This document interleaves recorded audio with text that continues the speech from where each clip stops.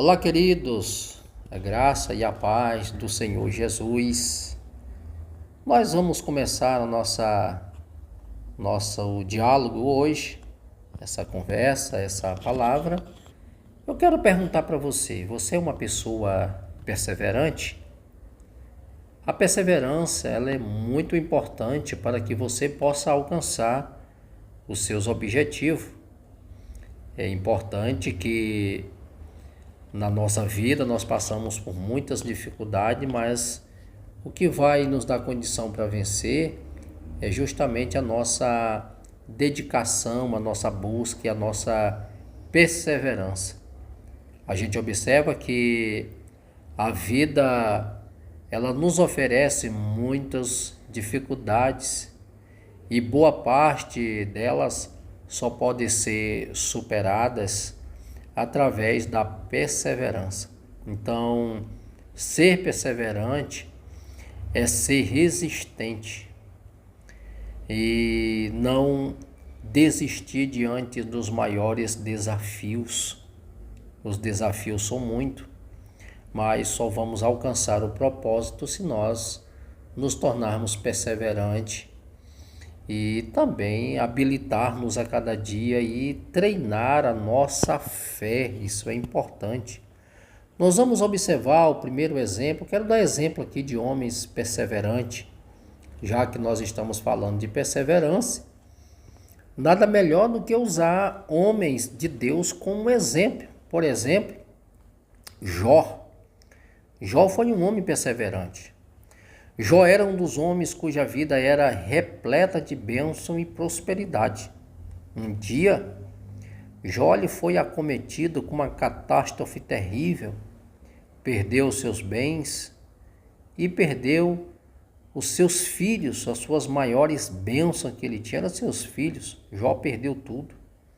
Jó perdeu a saúde, foi viver num monturo, mas a Bíblia diz que ele não negou o Senhor, ele perseverou e o Senhor, ele restituiu, tudo aquilo que ele tinha perdido, Deus o restituiu. O que nós podemos aprender com a perseverança de Jó? Mesmo em desespero, Jó confiou em Deus. Ele permaneceu fiel mesmo perdendo tudo. Deus honrou sua perseverança, restaurando-lhes abundantemente. Um outro que se tornou uma pessoa perseverante, e ele sonhava muito, era José. José, filho de Jacó, intitulado pelos seus irmãos como o sonhador. É tão importante que José, um dos 12 filhos de Jacó, tinha sonhos, olha só, especiais, mas não sabia que eles o levariam a passar por tantos problemas. Seus próprios irmãos o traíram, venderam por mercadores ismaelitas que levaram ele para o Egito. Então José, por causa de seus sonhos, ele sofreu a solidão do seu pai, a distância da sua família, foi injustiçado pela mulher de Potifar, foi parar em uma prisão, esquecido pelo copeiro, mas um dia Deus honrou a fé de José, tirando-o do calabouço e colocando ele como governador de toda a terra do Egito. O que é que nós aprendemos com José? Primeiro ponto, ele permaneceu fiel a Deus mesmo em circunstâncias difíceis. Esse é o primeiro ponto para quem passa por provações da vida. Nunca negocie princípios e nunca se corrompe porque você foi injustiçado. Segundo, que nós podemos aprender com José. José não desistiu mesmo quando enfrentou traições e prisões injustas. Quando você está firme num propósito, você não negocia, você não abre mão, você não desiste porque está passando pela luta. A luta faz parte do processo de uma habilitação e Deus está no processo. O grande problema é que hoje nós somos instruídos a receber bênção e esperar a promessa. Mas quando passamos pelo processo, as pessoas desistem. Deus está no processo. Deus está habilitando-nos. O salmista, no Salmo 119, versículo 71, ele diz: como foi bom ter sido afligido para que eu conhecesse os teus estatutos. Ou seja, o processo na aflição te habilita. Você não vai desistir. Deus está no processo. Terceiro, José persistiu e seus sonhos se cumpriram, mostrando a importância de não desistir da nossa visão. Não desista, mas persista, porque Deus estará com você. Terceiro homem, Moisés. Moisés, perseverança de um líder. Moisés não desistiu do propósito e do chamado por causa da murmuração do povo. Que o povo que murmurava era aquele povo de Israel. O povo reclamava de tudo. O povo sempre estava insatisfeito e foi um dos povos que mais viram a ação de Deus trabalhando em benefício deles. Mas mesmo assim se tornou um povo resmungão, era um povo que reclamava, era um povo insatisfeito, era um povo insaciável, nada estava bom para eles. Chegaram a ponto de dizer que o pepino do Egito era melhor. Então, isso traz uma certa fúria até para o próprio Deus. Um outro homem na Bíblia é Josué. Josué escolheu perseverar. Josué nasceu no Egito.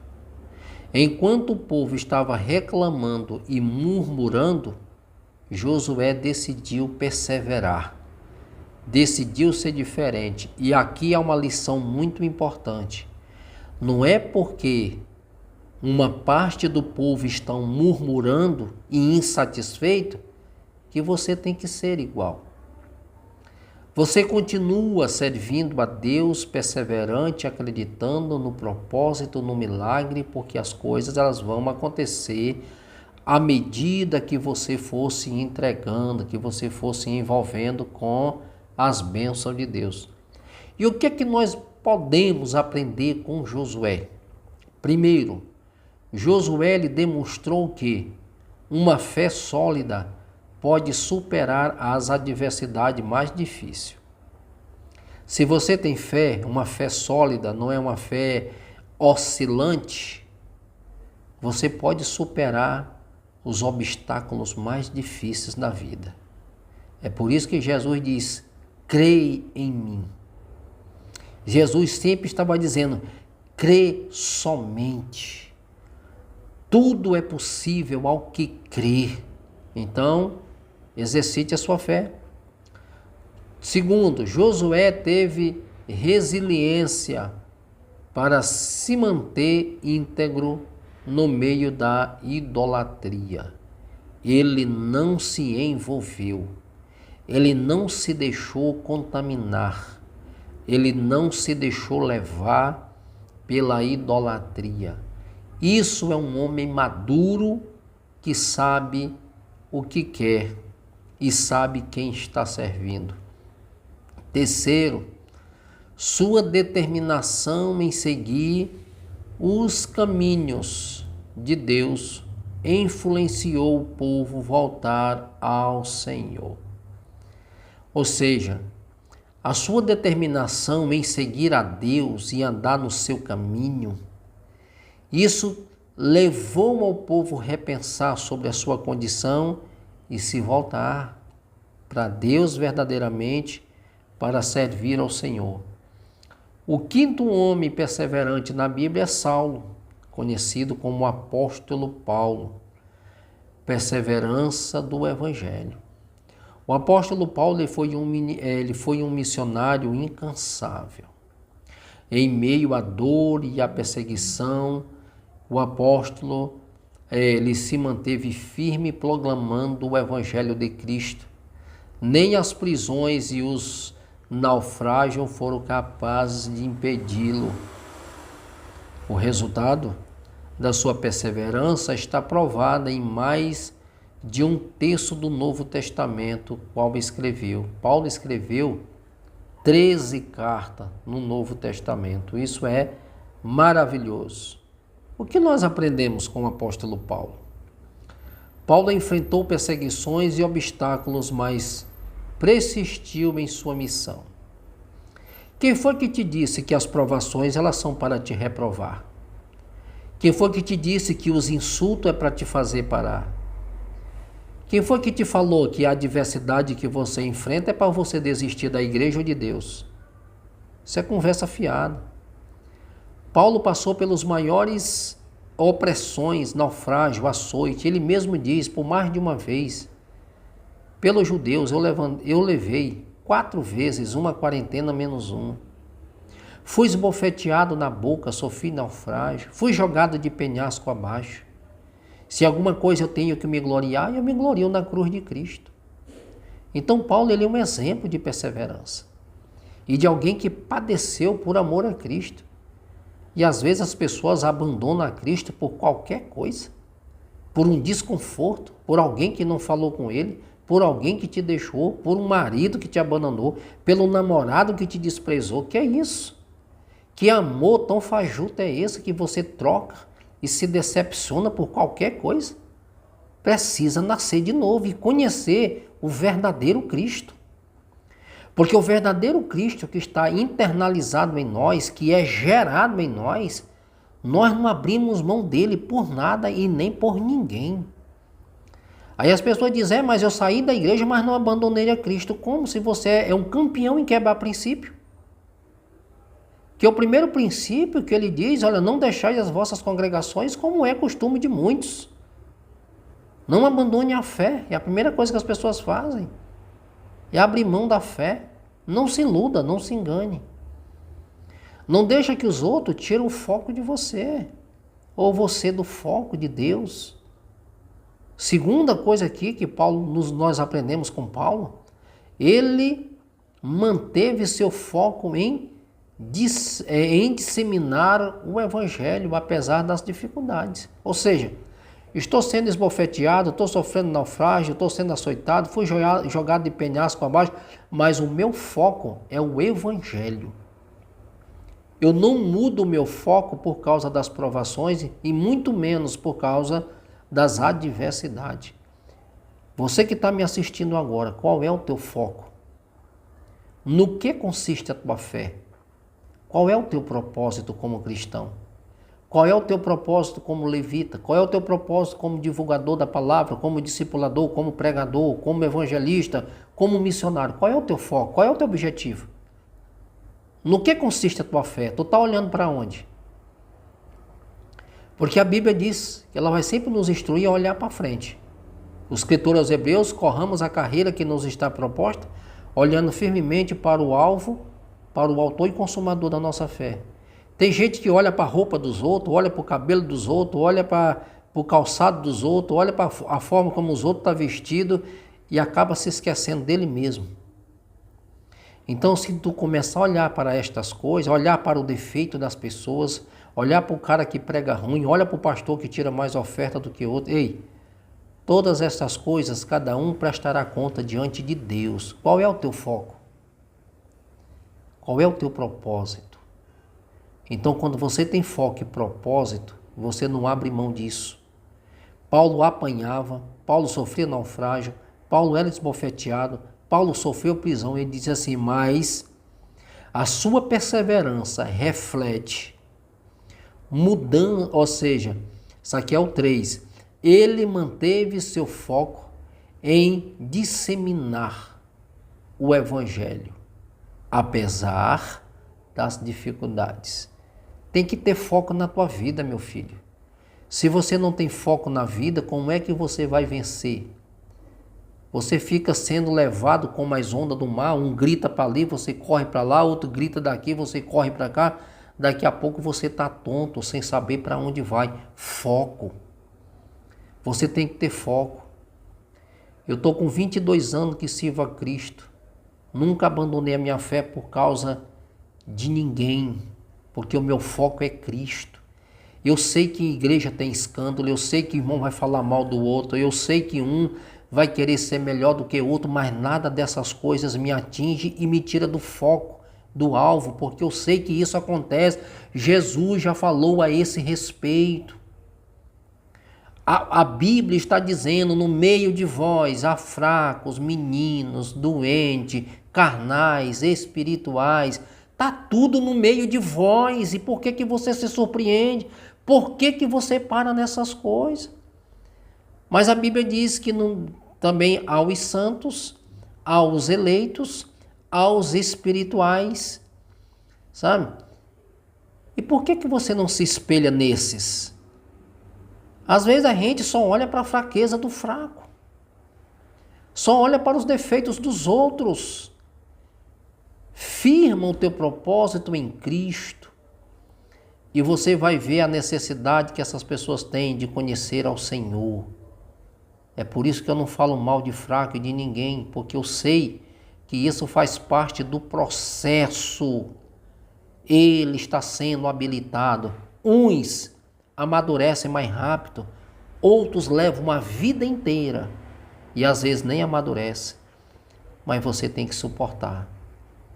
Vós que sois espirituais, olha o que a Bíblia diz. Se nós pegarmos algum irmão em algum delito, vós que sois espirituais, corrigi-os com espírito de brandura, com cuidado, para que não caia no mesmo. Viu?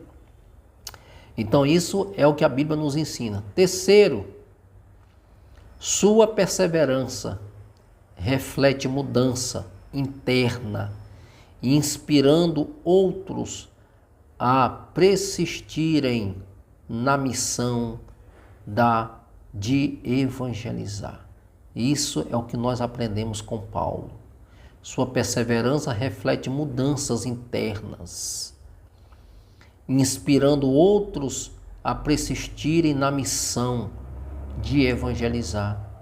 O exemplo de perseverança de Paulo inspirava outras pessoas a ser perseverante e evangelizar, assim como Paulo evangelizava.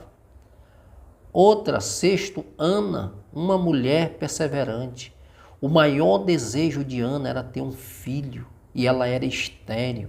Era criticada por Penina, mas um dia Ana decidiu se derramar na presença de Deus, se humilhar e chorar, clamar.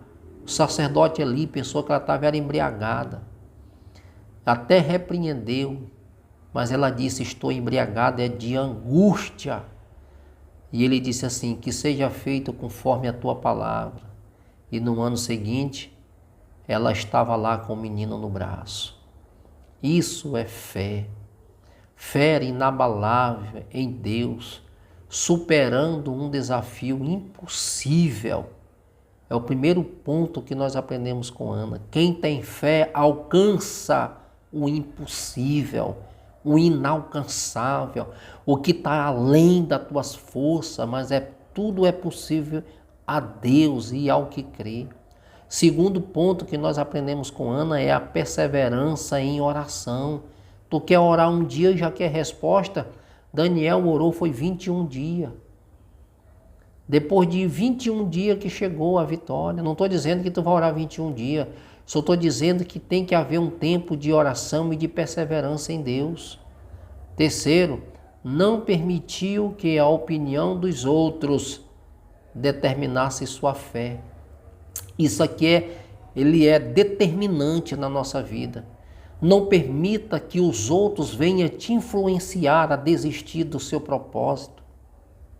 Diz-nos a história que Charlie Chaplin, não sei se muitos aqui conhecem, é muito antigo, ele participou de um evento de sósias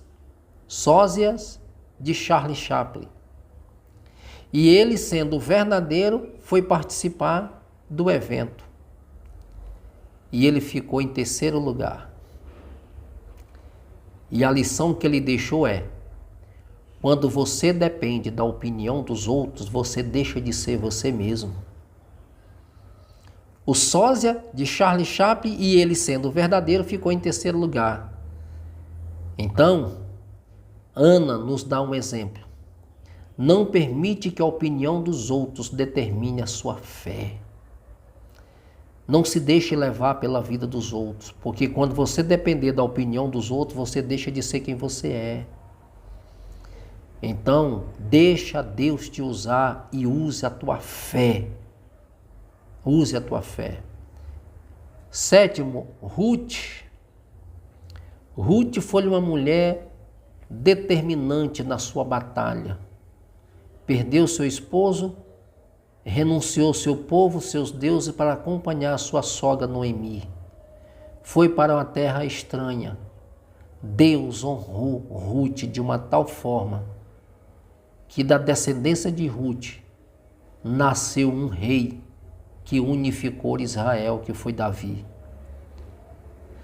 É tão importante essa história de superação de Ruth que Deus honrou tanto a ela que o nome de Ruth ficou escrito na história.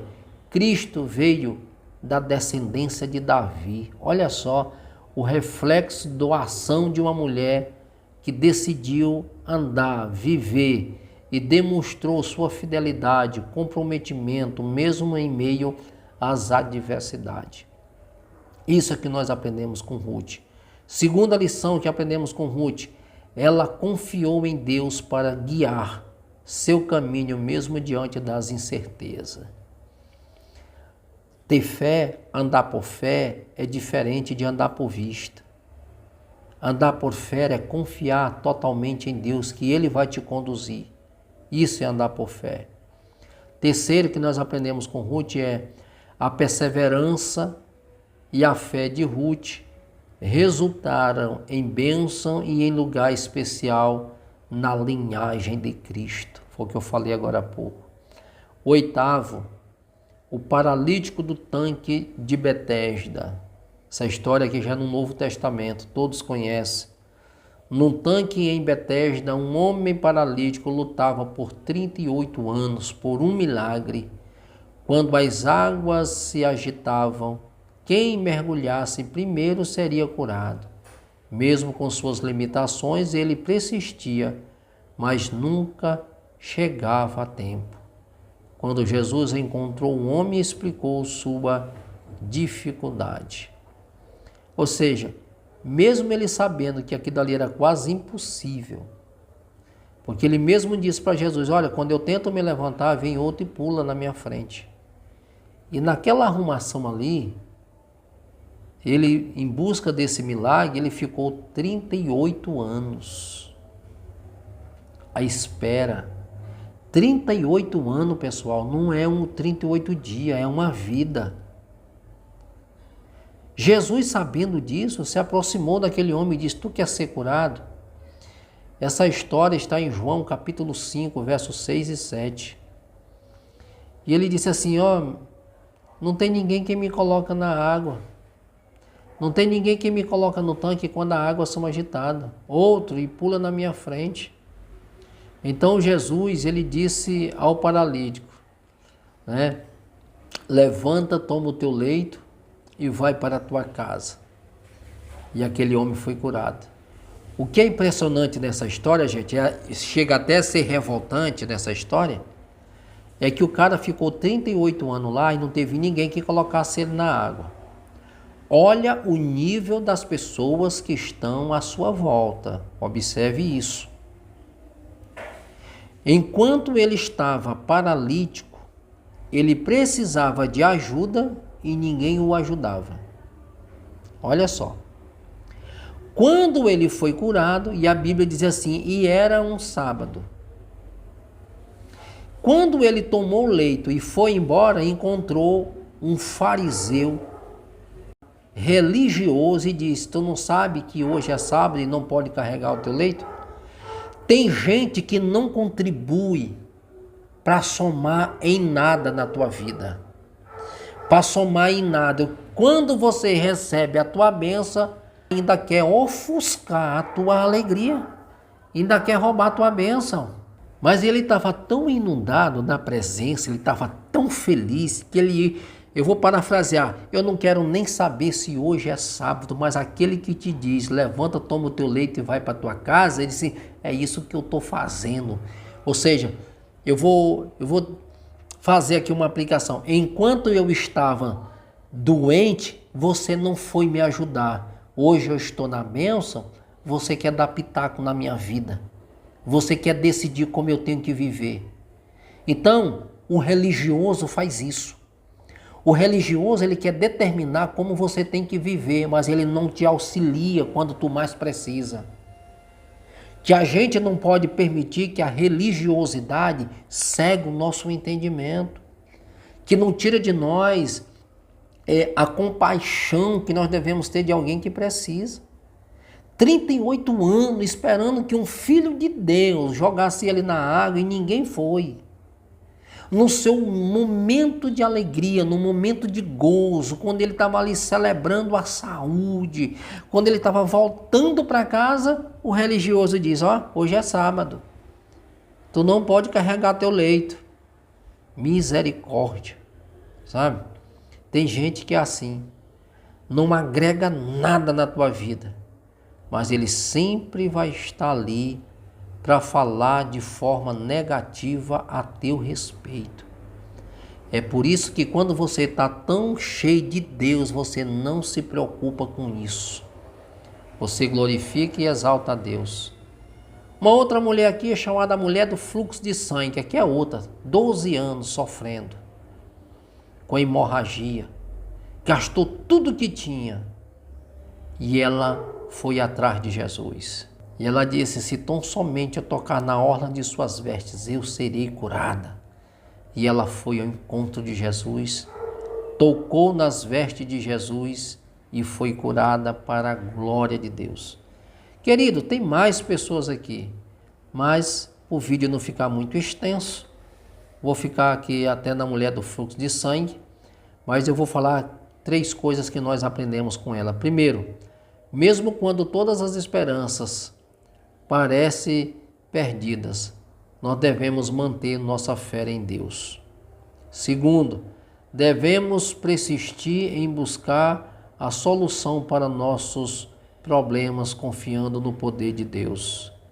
Segundo aqui que nós vamos observar claramente aqui, o terceiro, melhor dizendo, é a humildade em reconhecer a obra de Deus em nossas vidas é essencial para receber suas bênçãos.